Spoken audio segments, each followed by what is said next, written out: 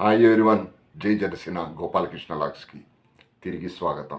ఆంధ్రప్రదేశ్ ప్రజలు పవన్ కళ్యాణ్ గారిపై ఎంతో నమ్మకం పెట్టుకున్నారు. పవన్ కళ్యాణ్ గారి లాంటి నాయకుడు ఆంధ్రప్రదేశ్ రాష్ట్రానికి కావాలనుకున్నారు. అనుభవజ్ఞుడైన చంద్రబాబు నాయుడు గారు, పవన్ కళ్యాణ్ గారు, కేంద్రం నుంచి మోడీ గారు, ఈ ముగ్గురు రాష్ట్రానికి కావాలనుకున్నారు ప్రజలు. ఈ కూటమి ప్రభుత్వం వస్తే ఆంధ్రప్రదేశ్కి మేలు జరుగుతుందని అందరూ భావించారు. ఫ్రెండ్స్, ఆంధ్రప్రదేశ్లో ఎన్డీఏ కూటమి ప్రభుత్వం వచ్చి జూన్ 12 నాటికి సంవత్సరం అయింది. ఈ ఎన్డీఏ కూటమి ప్రభుత్వం ఏర్పడిన తర్వాత ఎన్నికల్లో వాళ్ళు ఇచ్చిన హామీలు ఈ సంవత్సర కాలంలో ఎంతవరకు నెరవేర్చుకున్నారు, వాళ్ళ పరిపాలనా తీరు ఎలా ఉన్నది, ప్రజలు హర్షిస్తున్నారా, వ్యతిరేకిస్తున్నారా, అసంతృప్తితో ఉన్నారా, ముఖ్యమంత్రి చంద్రబాబు నాయుడు గారు, ఉప ముఖ్యమంత్రి పవన్ కళ్యాణ్ గారి పరిపాలనా తీరు ఈ సంవత్సర కాలంలో ఎలా ఉంది? నేను పవన్ కళ్యాణ్ గారి ఫాలోవర్ని కాబట్టి పవన్ కళ్యాణ్ గారి పరిపాలనా తీరు ఈ సంవత్సర కాలంలో ఎలా ఉందన్నది ఒకసారి మీతో షేర్ చేసుకుందాం అనుకుని ఈ వీడియో చేస్తున్నాను. పవన్ కళ్యాణ్ గారు 10 సంవత్సరాలుగా రాజకీయాల్లో ఉన్నా కానీ ఒకే ఒక ఎమ్మెల్యేని గెలిపించుకున్న పార్టీగా. కానీ చూడండి ఫ్రెండ్స్, ఎప్పుడైతే 2024 ఎలక్షన్స్లో 21 మంది జనసేన అభ్యర్థులను నిలబెడితే 21 మందిని గెలిపించుకుని 100% స్ట్రైక్ రేట్తో అసెంబ్లీకి వచ్చారు. ఉప ముఖ్యమంత్రి కూడా అయ్యారు.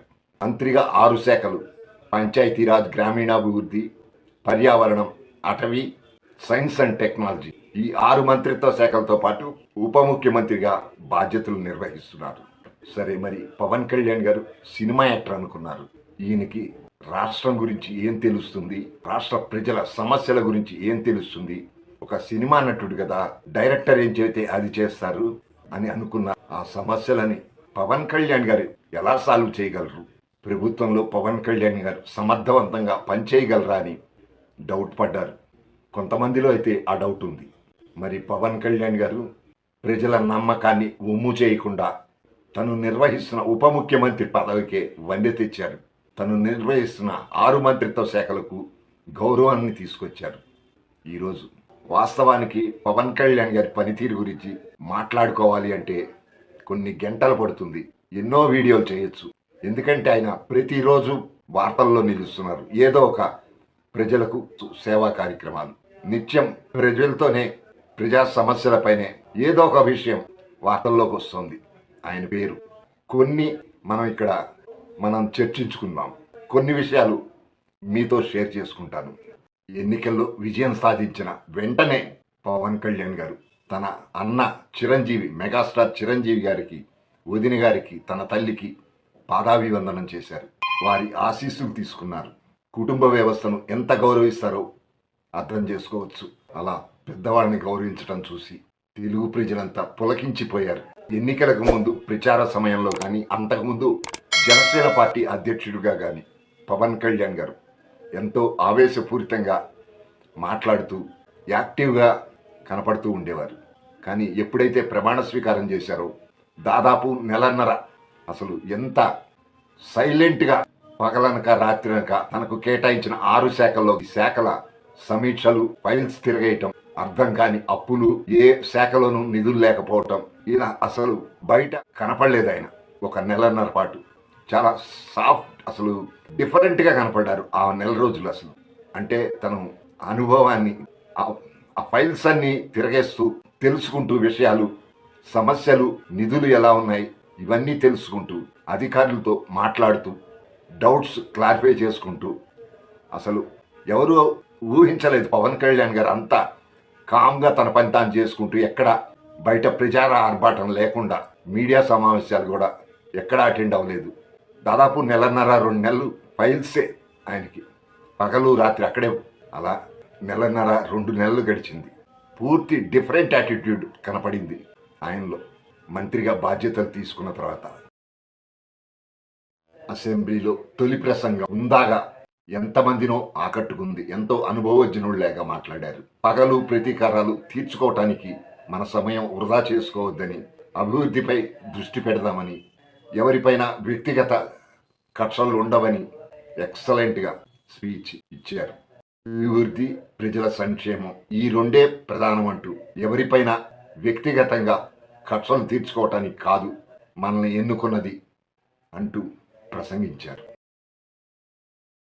రాష్ట్ర వ్యాప్తంగా గ్రామ సభలు నిర్వహించారు.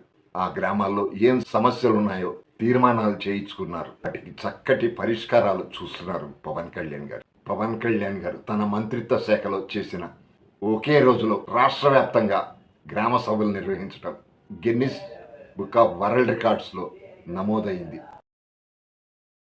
అలాగే తిరుమల తిరుపతి స్వామివారికి నైవేద్యంగా సమర్పించే నైవేద్యంలో నెయ్యి కల్తీ జరిగిందన్నది చాలా బాధించింది పవన్ కళ్యాణ్ గారిని.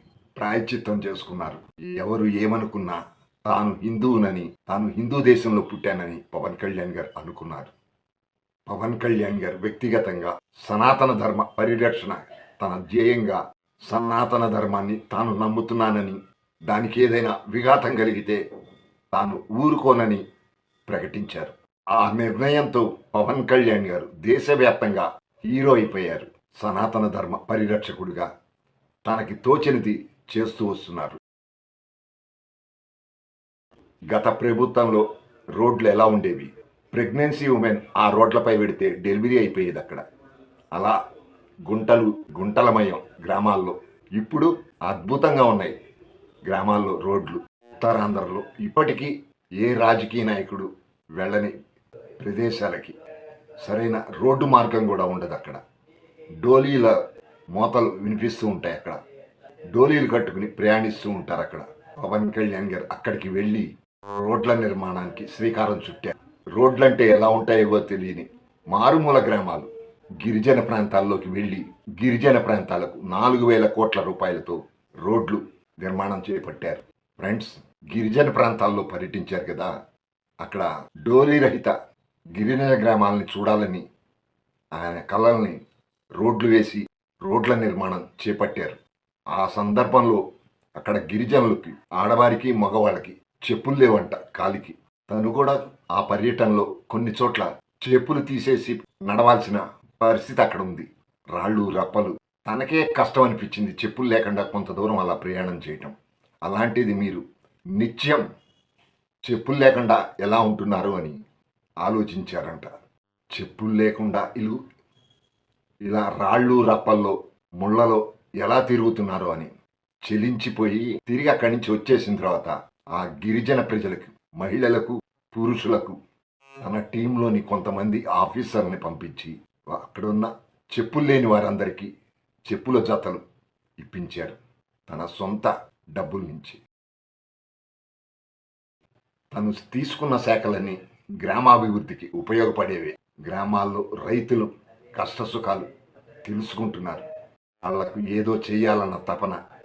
అలాగే గత ప్రభుత్వంలోని దొంగలు ఇప్పటికీ తమ అక్రమార్జనలు కొనసాగిస్తుంటే సీజ్ ది షిప్ అంటూ కాకినాడ ఒక అద్భుతమైన దృశ్యం. ఆ రోజు అక్రమ రవాణా, అలాగే చిత్తూరు అడవుల్లో అక్రమంగా ఎర్రచందనం స్మగ్లర్స్పై చర్యలు తీసుకుంటున్నారు.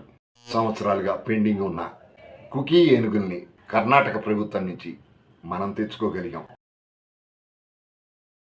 కేంద్ర ప్రభుత్వానికి, రాష్ట్ర ప్రభుత్వానికి అంటే నరేంద్ర మోడీ గారికి, చంద్రబాబు నాయుడు గారికి మధ్యలో అనుసంధానకర్తగా ఉండి నిధులు తీసుకురావటంలో పాత్ర పోషిస్తున్నారు పవన్ కళ్యాణ్ గారు.